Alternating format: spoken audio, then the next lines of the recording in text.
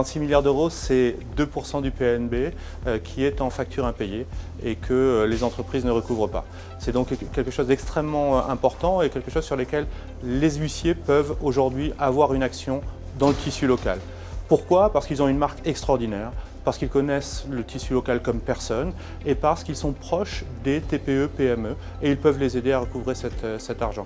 Donc ça veut dire construire une offre autour de thématiques, autour de besoins clients.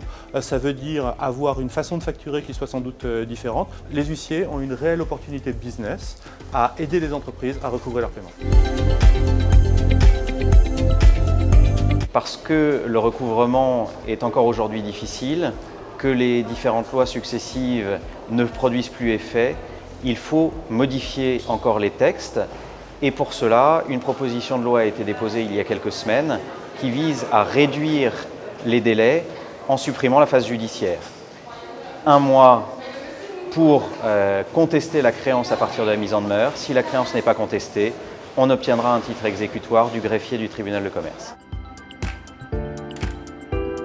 Face aux mutations que vont connaître les huissiers, qui vont être davantage encore dans la médiation, dans la négociation, qui vont être confrontés encore plus à des partenaires qui sont des entreprises privées, des collectivités territoriales, et aussi par rapport à leurs débiteurs, ça peut être intéressant de développer leur empathie, leur intelligence émotionnelle, et donc détecter les gestes, ça va permettre de développer cette capacité-là, ça va permettre surtout de mieux interagir, et l'autre va percevoir, par cette expérience relationnelle nouvelle, qu'il y a une compréhension, qu'il y a une confiance qui s'est instaurée. Par exemple, on est avec le débiteur, on va voir si vraiment il est dans une situation qui est insoutenable pour lui. Il pourrait se prendre la tête comme ça dans les mains.